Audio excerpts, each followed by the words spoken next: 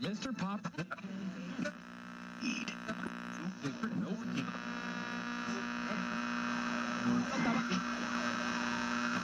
Mr. Pop.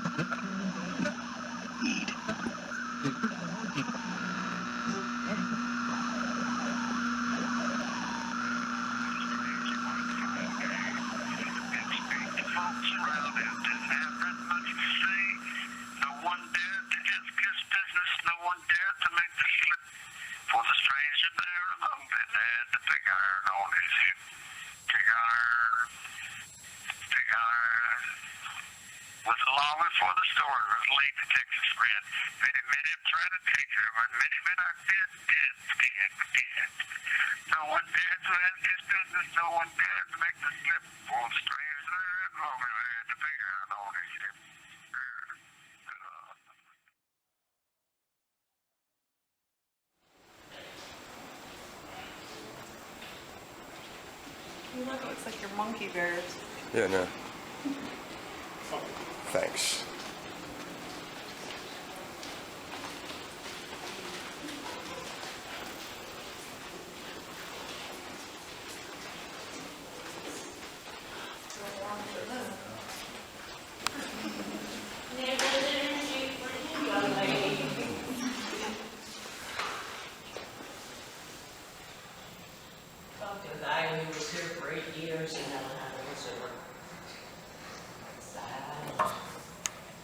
Hi everybody, I'm Donna. Hi. And I would like to welcome all of you to the former West Virginia Penitentiary. Construction started on this penitentiary in 1866. The felons that were going to live here built the place. There were felons here from then until they moved everybody out of here March 17, 1990. Just outside this door is a beautiful painting of the new Backporch Bridge. That one's painted by Danny Lehman. Danny was the leader of a gang called the Avengers. Avengers are a motorcycle gang on the outside. They had a lot of power here until 1986. In 86, Arian Brotherhood took control of the penitentiary. A lot of Avengers were murdered or hurt that year. Danny and a friend of his were murdered the Wednesday before Thanksgiving on North Hall. I'll tell you all about that when we get there. Now, there was a guard in this cage watching inmates during visitation. When this chair was being used, it had its own building. There was a building here called the Death House. Because the death penalty was abolished nationwide in 1965, the death house was torn down here the same year. Since that time, most states have reinstated their death penalties. West Virginia is one of the few states left that has never reinstated the death penalty. This was built by an inmate. The guy was a carpenter. Warden Steve took him on a trip to Ohio State Penitentiary in Columbus to see their chair so he could use it as a pattern for this one. The guy that built that became the most hated prisoner here. As soon as he got it finished, the warden moved him somewhere else because there was talk that the other prisoners were going to put him in it. The first two men to die in that chair were involved in the same crime. Painter and Burdett were executed one after the other on the same evening in 1951. 9 total executions happened in this chair. The final one happened in 1959. Now, nobody knew who would work those switches until the day of the execution. The night before, an electrician would be alone in the death house to activate one switch. The 3 men are chosen the following day.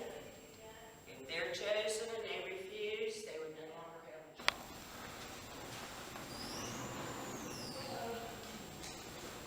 Actually, they're both Friday, Saturday, and Sunday this weekend. Yeah.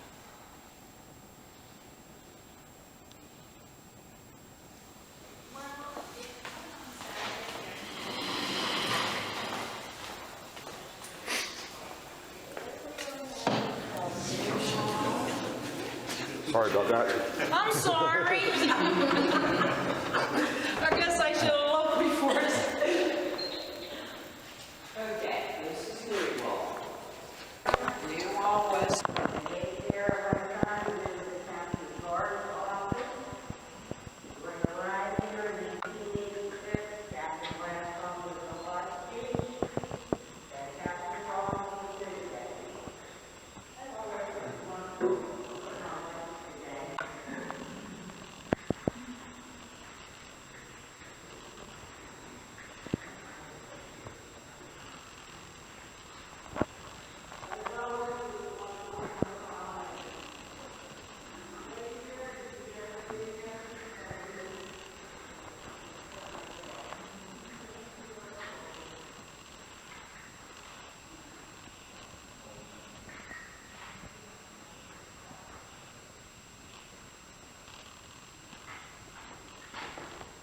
Aren't we supposed to be following her? Yeah, where are they? Contact visitation.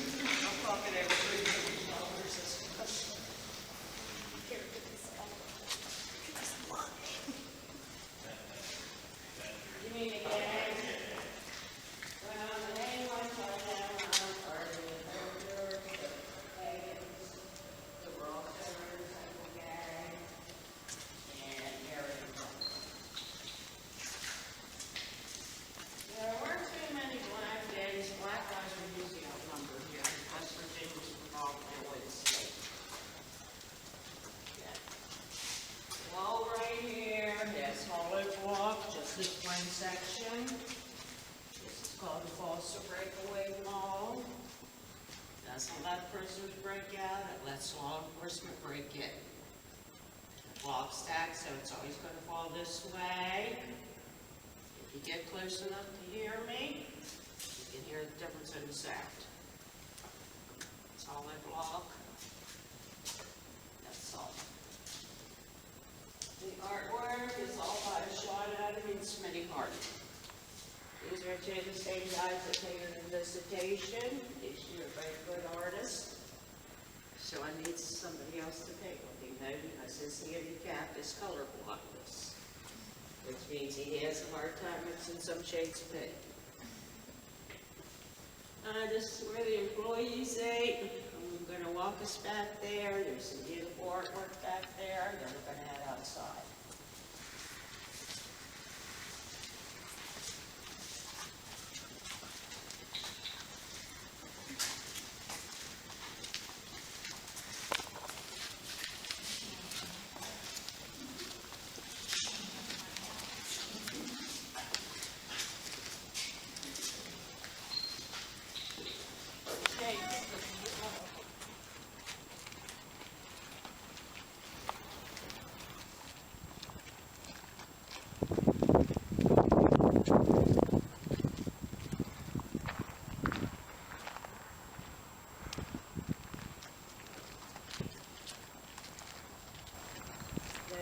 Here we're in a High County jail. We're put to work in rock quarries and 3 counties.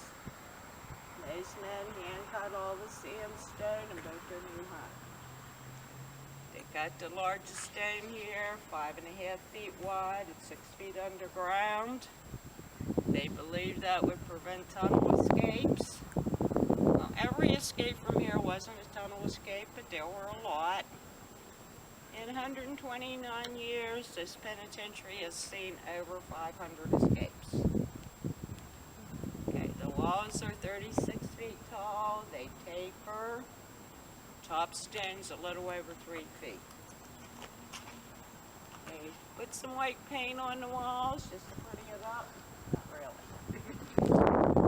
They started dressing them in later years. They started dressing the inmates in khaki. And he soon found that they were invisible against the walls.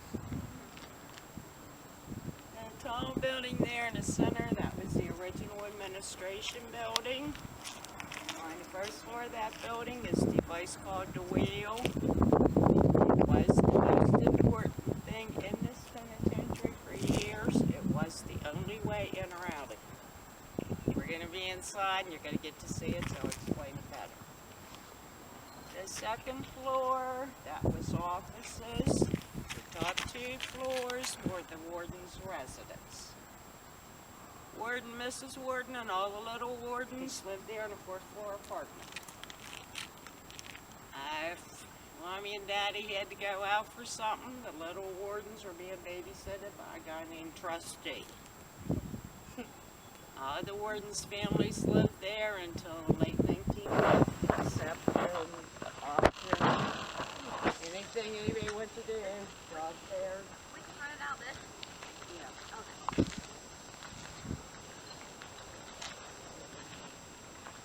Let's just bring him.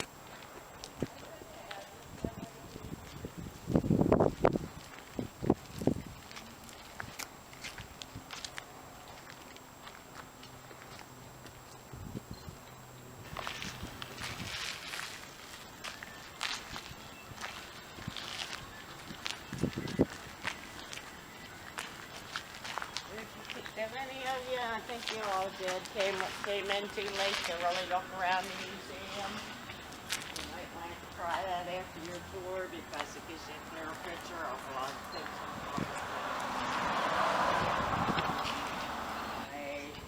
The old hotel was purchased at Penn Springs and converted into a women's prison. So in 1947, all the women here were moved in.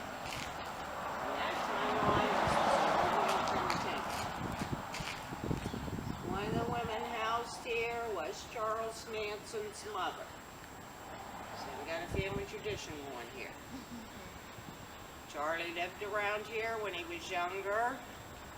He had an aunt and uncle 8 miles north of here in McMecken.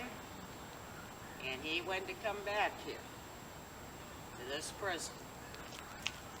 Anybody read Charlie's letter in the museum before we start the tour? Okay. Okay, something like this. You have to know who and what he's talking about. It does make some sense to me because I know the people he's talking about. He starts out with, I was RAZED in the area.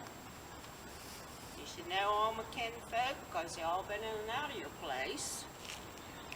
Then he goes on to talk about the work he did for the local gangsters in Wheeling. Then he says, let me come there, I'll work real hard, it won't give you no trouble. Can't get no mercy in California. Please answer, Charles Manson. This is 1983, and Warden Kircher writes right back and says, Dear Charlie, when hell freezes over.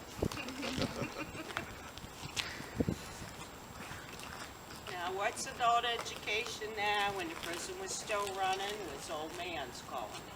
The men there had to be over 55 and unable to protect themselves from the younger inmates.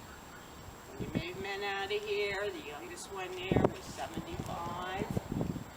Freeman Collins was the old man at 92.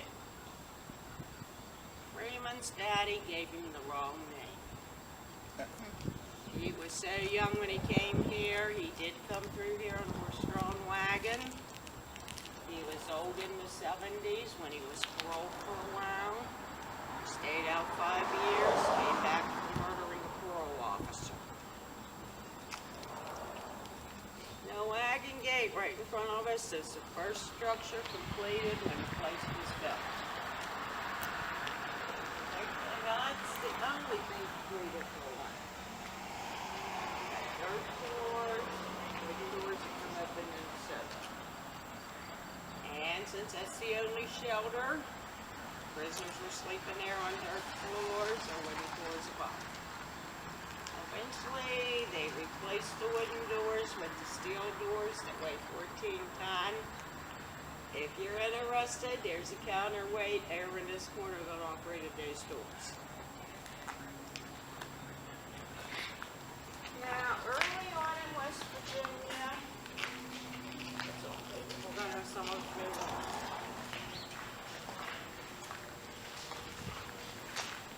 Early on in West Virginia, the counties were responsible for executions. They were hangings then. Because so many people wanted to go see hangings back then, the counties were selling tickets. The final hanging that happened in the county happened in Ripley, Jackson County. A man named John Morgan that murdered the widow Green and 2 children. John's hanging happened December. The same year, the state made a decision to go to executions by invitation only. The later hangings did happen in the building called the Death House. Where the Death House was when it was still standing, we're going to be walking in a red door pretty soon. It was over towards the prison, close to that red door. The gallows in the Death House have 13 steps. They represent 12 jewelers and a judge. We put a black hood over his head and noose around his neck and 13 knots. Several guards push buttons and when it was a trap door. Final hanging here was 1949. There were 85 general hangings. And then in 1950, the chair you saw earlier went into the Death House. Okay guys, I'm going to head you into North Hall now.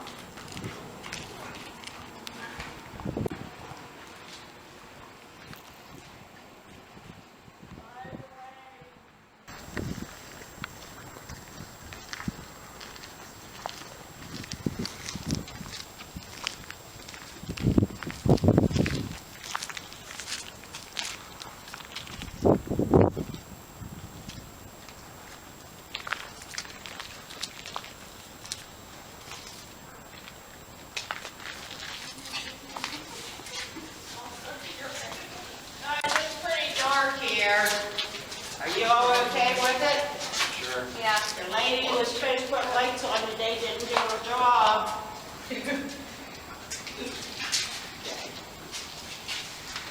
The foremost problem is, if you all let up, run over and get lights. That's no. We're okay.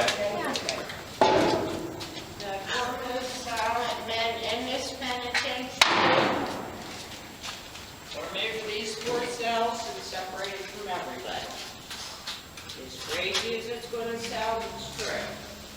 The 4 middle of them here were named red, white, blue, and rusted. The next powerful inmate here at the time was Red Snyder. Red Snyder cells and one on the other end. First one called off by from me. Oh, look at that, that's cool.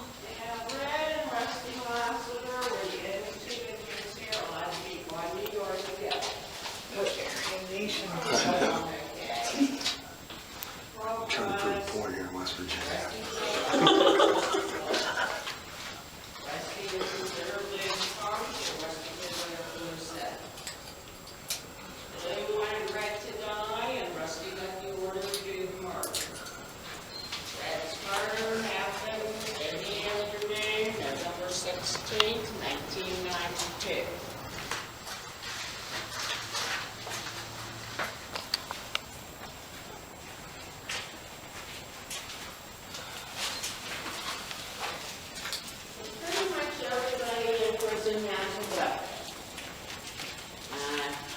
can get to look in the museum before your tour. You can look in the museum afterwards and see some of the actual weapons found here. It's not all that difficult to get a hold of a weapon in prison. They make their own.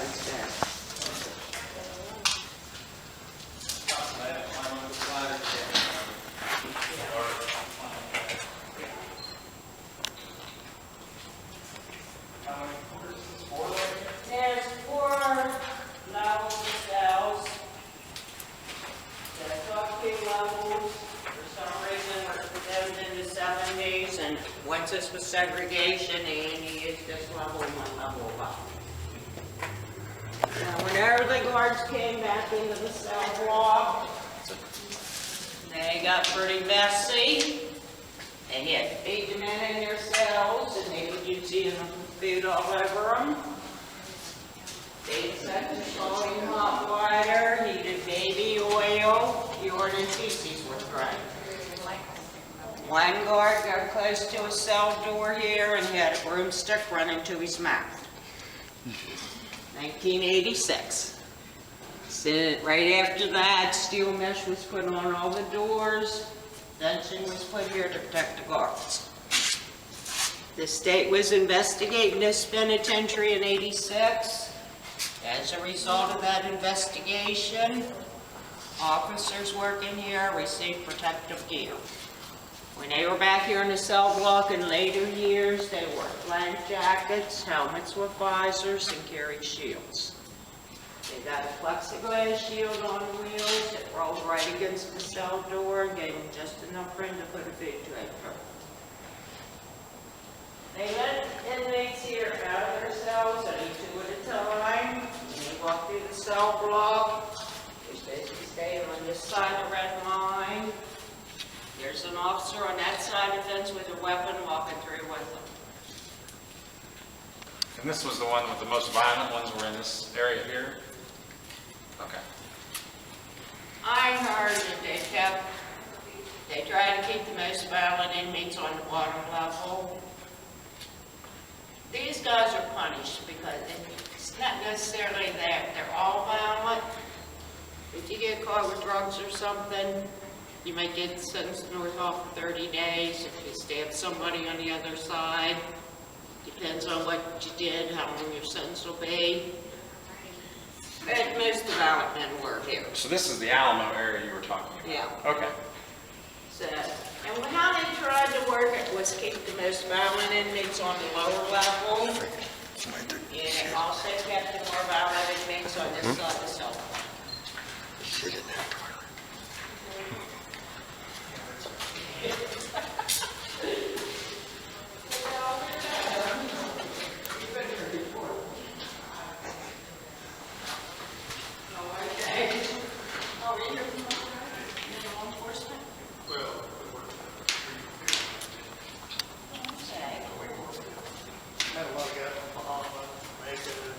That's what I love the best about it, is getting to meet all the people from other countries. See, look at this. I've worked there before. Do you have fun? Oh, yeah. Everything comes around to enjoy. You like that? What's that?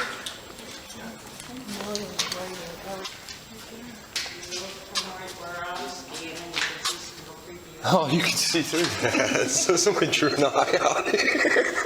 There's another one right here. They must all have peak holes. You can see right out there. That's just to tell people there's a hole and somebody's looking at it. Is the arm that opens and closes that slam rod that's running above the cell doors. There's no power coming to this arm except for manpower. This cell block was put in here early 1900s. Anyhow, this is the reason that prisons are called the slammer, because this was a common locking system then. Okay, guys, I'm heading over on this side now.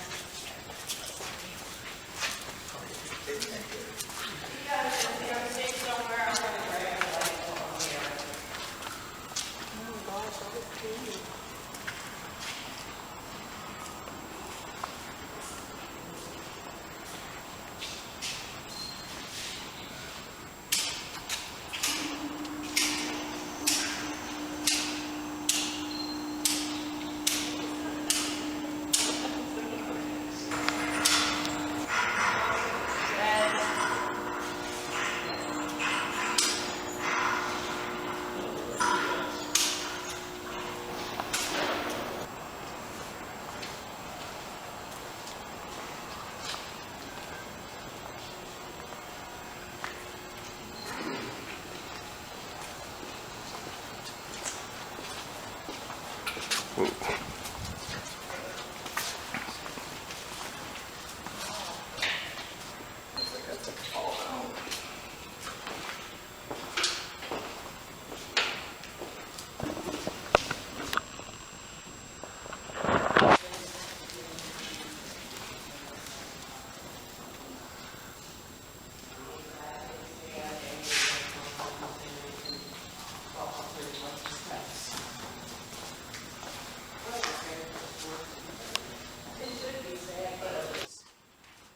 There's a streetcar motor under here. The guy operating the wheel is sitting in a cage, coming off the office on the other side of the wheel. Just takes loving to move everything. Oh, yeah, you can feel it You again. guys wanna go? You get stuck halfway in between If there. you what? Really? Save me from moving it. Everybody coming in the front door of the penitentiary was processed in that office. After being processed, sometimes it sticks and it doesn't stick by a doorway. I can imagine old people and kids in this thing. After everything's processed, and the processing doesn't matter. If you work here, or if you're gonna live here, you're just coming to visit. It's all the same for everybody. You get them stuff? Now what am I gonna do when I go back with a few lost tourists? My boss won't like that. Whoa, whoa, whoa, whoa, whoa, whoa.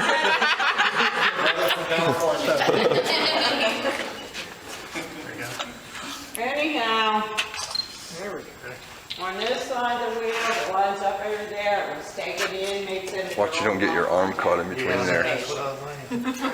Walk by that window later and you can look in there and say how primitive the visitation area was and they used to rent.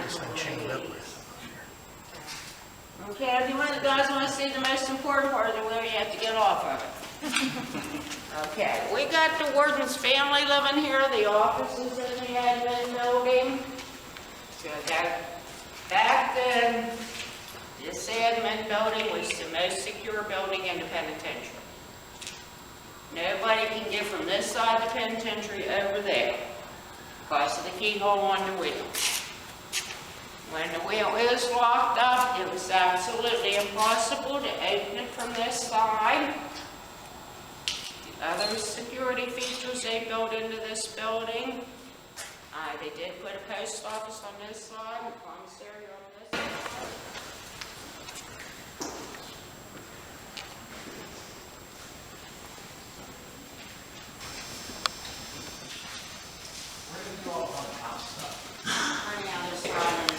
side. This is the area where the refrigerators and freezers were, where all the food was stored. Now, classrooms, all this stuff you see painted on here has something to do with law enforcement training. They do try to be able, since the guys are from all over the world, as you know, they do try to give them some directions and they know what they need to do.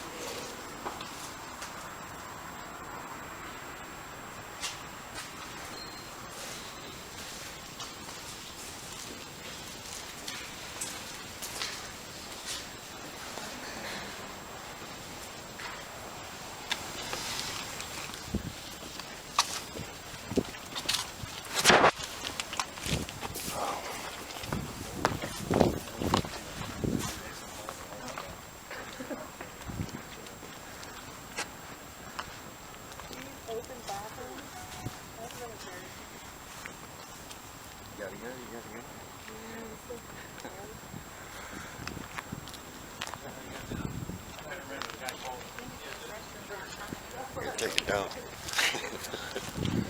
Yeah, everybody's looking at you. There's an obstacle course.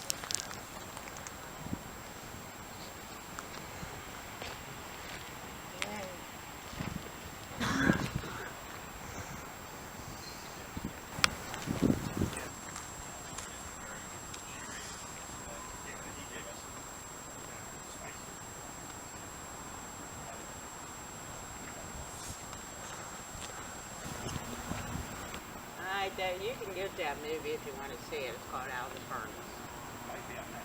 It was on Netflix for a long time. Seems like. They can't, those 4 or 5 guys can't control all these men.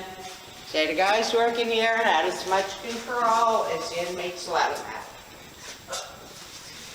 The men living here normally painted their own cells. They would decorate them, try to make them as homey as possible. They would buy their own personal items. Yeah, the way they bought personal items, somebody from outside had to be sending money into their accounts. Once they had enough money in their accounts, they could shop through catalogs and commissary. Most of the inmates here had a television. Radios were pretty common. Most of them did have a small fan with plastic blades. It gets super hot here in the summer. One guy here owned a $7,000 stereo system. The thing is, they weren't allowed to put anything on unless they were using their state-provided headsets. A cable company from Shady Side installed cable throughout the penitentiary. Every single man that had TV cable coming into his cell paid a monthly cable bill. And everybody moved out of here by June of '92. Problem was, when '92 came, there was nowhere to move these guys. So the court gave the state 2 more years. They wanted them out of here before the end of '94. They didn't fulfill that either, but they did finally get them out of here in March of '95. Okay, got somebody who had tobacco. And that's like a pencil writing with somebody's name on the parts of later on '94, stuff like the painting. Right, like the paintings and stuff, I mean, The paint was all painted up on one tall, yeah. With the eye, with the brick wall, yeah. The guy that actually was in that cell, he was a shirt over, you can see the area with all our work on it. It's the same, he bought us that.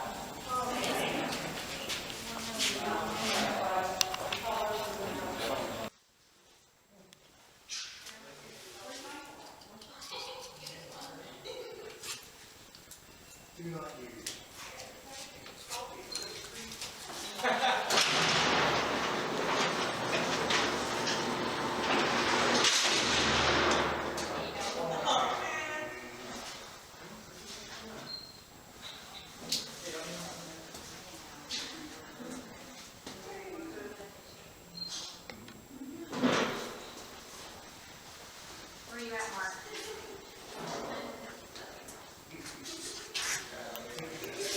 That's dangerous, man. Them things could break. I can't see you very good. Come up here by the bar. Where's Mark at? Right, can we come out now? No, I got Mark. All right, you've been pretty good. Where you at, Mark? Wait a minute.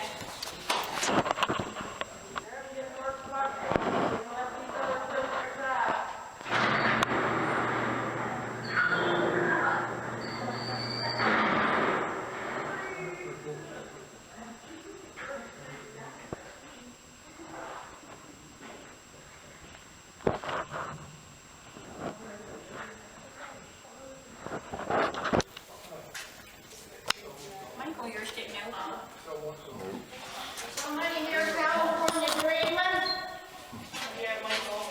Still locked up. Oh, no. Now we have to have a haircut and an inside blood. Wait until you open this door. If that's the job, I mean, never.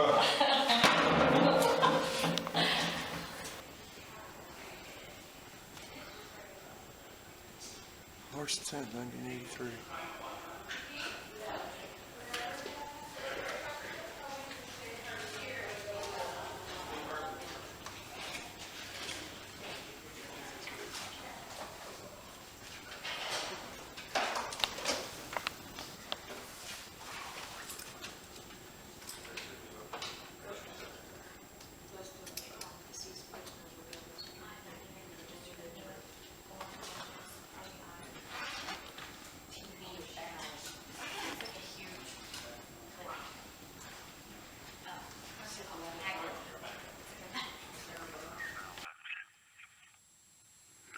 Did you like? To the town of Alpharado rode a stranger one fine day. Didn't speak to folks around him, didn't have that much to say. No one dared to ask his business, no one dared to make the slip. For the stranger there among them had the big iron on his hip. Big iron. Was longing for the story of Lee Detective's friend. Many tried to take her, but many men are dead. No one dared to end his business, no one dared to make the slip. For the stranger among them had the big iron on his hip. Nope.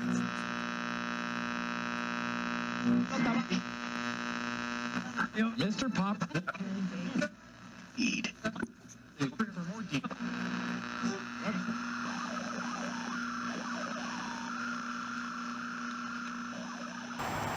Let me out!